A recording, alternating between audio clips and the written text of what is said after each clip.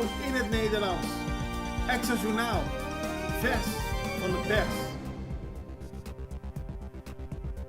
Welkom bij Extra Journaal. Fijn dat u weer kijkt. We hebben voor u het belangrijkste nieuws in het Nederlands op een rij gesteld. En blijf kijken, want ook na de reclame hebben we nog het laatste nieuws.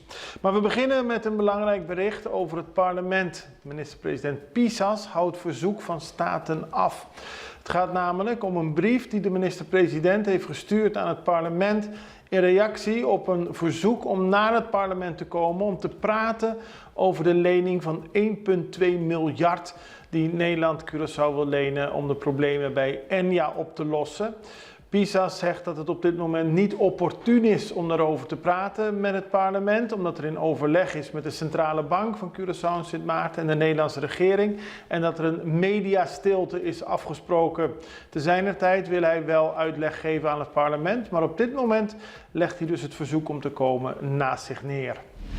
Kustwacht houdt boot met 20 illegale aan. Dat gebeurde vannacht.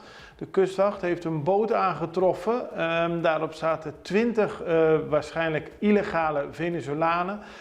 Daaronder ook verschillende kinderen. Volgens de eerste berichten zou het om 5 kinderen gaan. Waarop ook een baby, tenminste, dat is op een van de foto's te zien. Meer informatie volgt nog, maar de boot is aangehouden en rond 2:15 de Annabaai binnengevaren. Natuurlijk onder begeleiding van de kustwacht en naar Parera gebracht.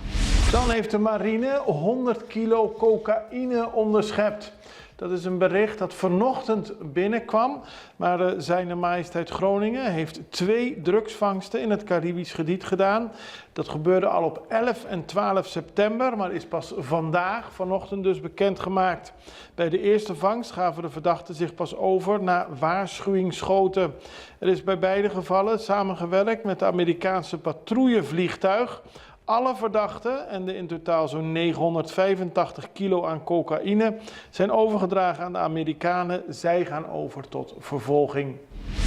FKP moet schade betalen. Een opmerkelijke zaak. Gisteren in de rechtbank, vandaag in de extra.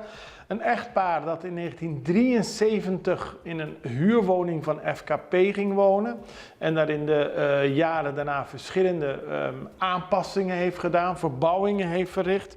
Die heeft nu gelijk gekregen van de rechter. De overheid en FKP moet 120.000 gulden aan schadevergoeding betalen.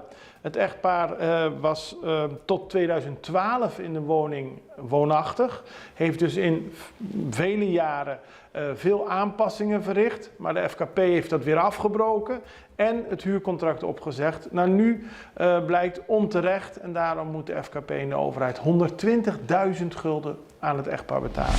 Dan ABC Busbedrijf vrijgesteld van schuld. Dat zegt de directeur John Seintje. Er waren lange tijd financiële problemen bij ABC Busbedrijf. Vanaf 1 januari volgend jaar is de subsidie weer in orde, zegt Seintje. Maar de belastingsschuld van bijna 12 miljoen, daarvoor zijn ze nu vrijgesteld onder voorwaarde dat het financieel correct blijft lopen bij het busbedrijf. Wordt dus vervolgd. Agent krijgt taakstraf na veroorzaken ongeluk. Het gaat over een 53-jarige agent die dit jaar op 14 mei op de weg naar Domi tegen een andere auto aanreed. Bij controle bleek dat de man 4 keer zoveel alcohol in zijn bloed had als is toegestaan. Gisteren tijdens de rechtbank zei hij dat hij een voetbalwedstrijd had bekeken en daar had gedronken.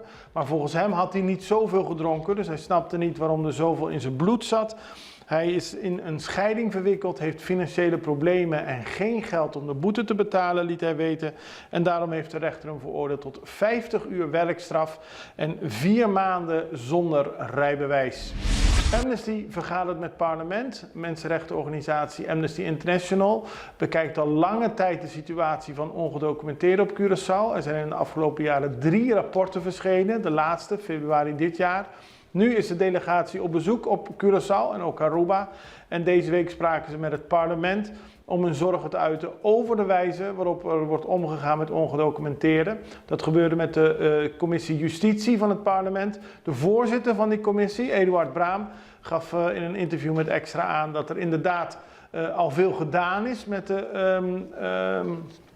aanwijzingen van Amnesty International dat de minister van Justitie daar veel mee bezig is, maar er kan nog altijd meer gebeuren, aldus Braam. Even reclame, zo terug met meer nieuws. Si bono sapa king ni pa quanto gente botingo hasi compras, bon por hasi compras bon ni presupuestate fin di luna. Untasina?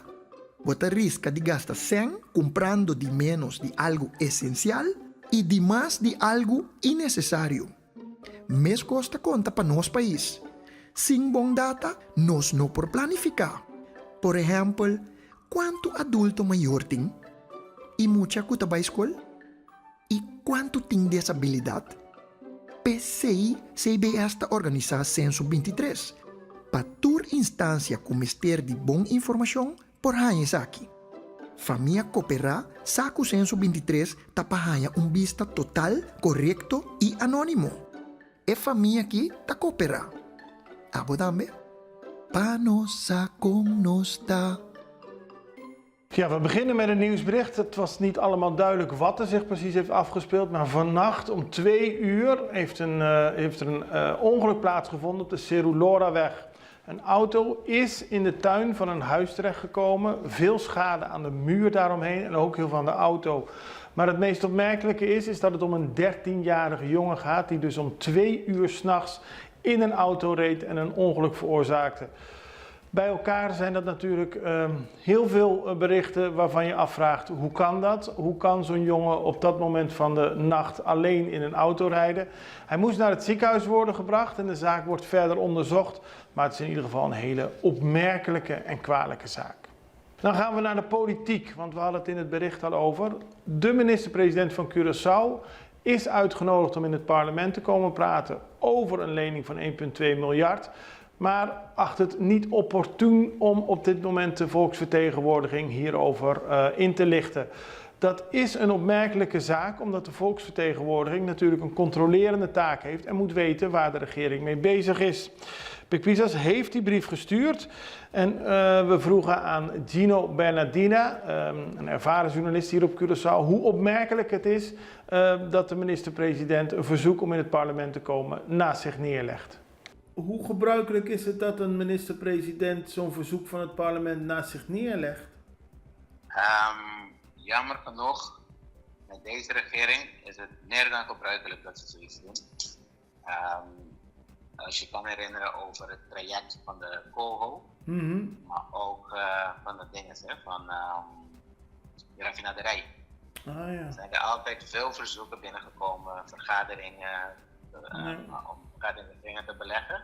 Maar dan in een brief of in een samenspraak met de voorzitter wordt dan besloten om die vergaderingen niet te agenderen. Je hebt gelijk, maar eigenlijk staatkundig gezien is dat kan een regering heel moeilijk weigeren om naar het parlement te komen, volgens mij. Het klopt niet. Nee, toch? En deze brief zegt hij ook, er is een afspraak met Nederland dat er een medestilte is. Ja, maar daar heeft het parlement van Curaçao niks mee te maken. Daar heeft het parlement niks mee te maken. En ten tweede, als je Van Huffelen hebt gezien de laatste dagen, die was onlangs een soort persbriefing met de lokale pers, heeft ze over 1 jaar gesproken. Ja. Er was in de Tweede Kamer in een wetgevingsoverleg. En er was daarvoor ook nog een technische briefing van de directeur-generaal Koninkrijksrelaties, waarin de Tweede Kamer een presentatie heeft gekregen, een PowerPoint-presentatie heeft gekregen over de ENIA en over het aanbod van Nederland, de waarom daarvan en de condities eraan verbonden. Dus volgens mij heeft ik gewoon geen zin om naar de Staten te komen en dan stuurt hij zo'n brief. Dan vroegen we hem, wat kan het parlement eigenlijk nu doen, nu ze deze brief van de minister-president hebben gekregen? Het instrument om de minister te dwingen bij de wet is er niet. Daarom, kijk, alles wat met de constitutionele zaken heeft te maken, of met niet constitutionele zaken, maar met de wetgeving van het land, zijn gebaseerd op ethische regels. Ja. Dus je moet als politicus gewoon zo ethisch in elkaar zitten dat je weet dat wanneer de volksvertegenwoordiging je naar de Staten roept, dat je komt. Ja. Dat je dan tenminste moet je dan zeggen, oké, laten we het in een besloten vergadering doen. Of laten we het in een vaste commissie vergaderen. Maar je kan niet zeggen van ik geef geen informatie aan volksvertegenwoordigers. Dit is de hoogste democratische orgaan van het land. Maar het parlement was al heel boos toen er afspraken werden gemaakt met Nederland over geld voor hervormingen voor de komende jaren, dat ze daar niet in gehoord zijn. Nu lijkt het er ook uit te zien dat de Curaçaose regering met Nederland een akkoord treft over een lening van misschien wel 1,2 miljard, zonder dat het parlement daarbij betrokken is. Juist. En het komt steeds weer naar voren. Het telkens als regering, als je afspraken wil maken met zulke grote mogelijke gevolgen. Dan kijk, 1,2 miljoen extra bovenop, of een miljard, bovenop een staatsschuld dat al boven de 3 miljard ligt. Je gaat weer richting de grens van het maximum wat we kunnen lenen. De creditrating van het land ligt er gauw. Dus je moet dit soort dingen, je moet eerst naar de Staten voordat je eigenlijk harde afspraken maakt. Je moet ze informeren. Nou, veel opmerkelijke zaken op Curaçao. Elke dag is er weer nieuws. We proberen u zo goed mogelijk op de hoogte te houden van het nieuws wat zich hier allemaal afspeelt. Bekijkt u ons trouwens via Facebook, druk dan alsjeblieft op de volgen knop. Bekijkt u ons via YouTube, druk dan alsjeblieft op de abonneren knop. Dan zijn wij weer tevreden en we hopen u ook. Tot morgen, dan hebben we meer nieuws voor u. Wij zijn er dan weer. Ik hoop u ook. Het allerbeste. Tot ziens. Dag.